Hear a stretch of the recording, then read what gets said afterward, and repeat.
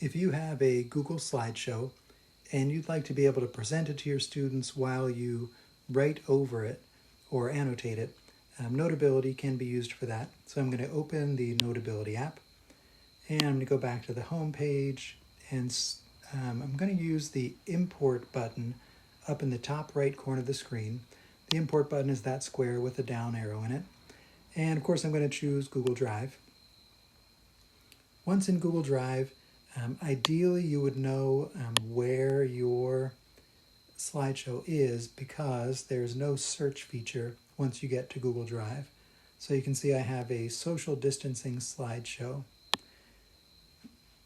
So I tap on that and it downloads. This one's not too huge, but it's taken a few seconds here to download. Once that's finished, in this pop-up, if you want to add it to an existing note, you can. I think probably you would choose to create a new note. At the very bottom, if you only wanted to insert certain slides, you could do that. Then of course you have a couple other options, but I'm just going to go ahead and click Import. And you can see there it now says Open next to that slideshow, so I'm going to tap Open. And I'm just going to go back to the home, make sure you see there that it also does appear in my list of items here. So this is obviously the second time I've brought this slideshow in, so it adds the little 2. I'm just going to tap on it. Once I'm inside here, I can basically do with this document anything that I can do with any of the Notability tools. So if you watch the video on how to use your Notability as a whiteboard, all of those same tools apply. So if I grab the pencil, I can change the color, I can change the thickness, and as I'm presenting these slides, I can write over top of them, just like any other document. I'm going to hit the undo button a couple of times.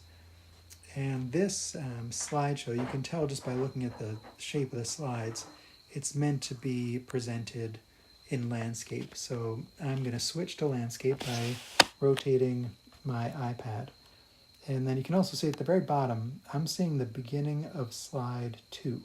So I'm going to try to, with my fingers, I'm going to try to zoom in a little bit so that this slide fits as well as it can. It looks like I'm not going to be able to fully avoid a little bit of slide 2 showing, but I'm going to center and squeeze this to fit it as best I can. And from now on, I'm not going to touch my fingers to the screen. To scroll, I'm going to use the arrows in the bottom left corner. So you can see there are 8 slides in this slideshow, and there's little arrows above and below the 1 out of 8. I'm going to use those to navigate up and down this slideshow.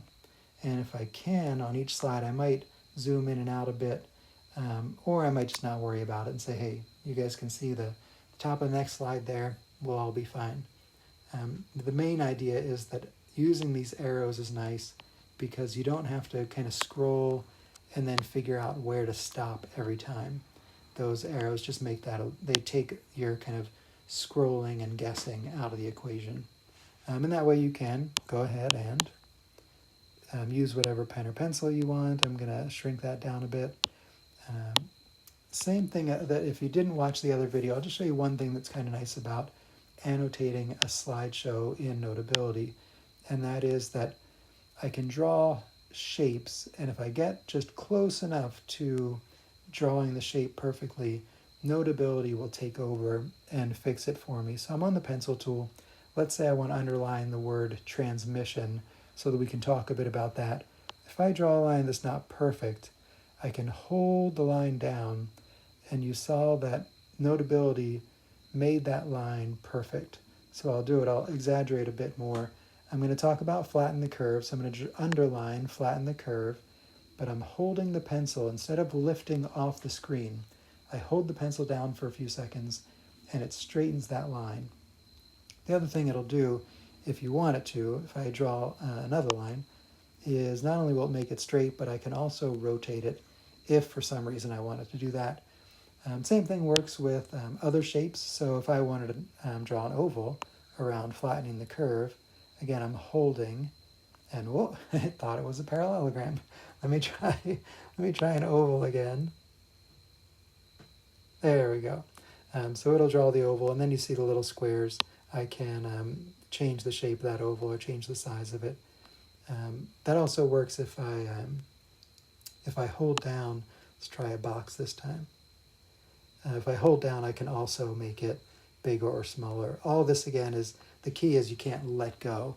If I do, let's say I try to draw my square and I just let go, well, of course it's never going to straighten, but I can just hit undo and try again. So just a little nifty tool that you can use if you're inclined to have perfect squares, circles, triangles, lines. But that's it for writing or annotating over a Google slideshow. Good luck. I remembered one last thing I needed to tell you about slideshows.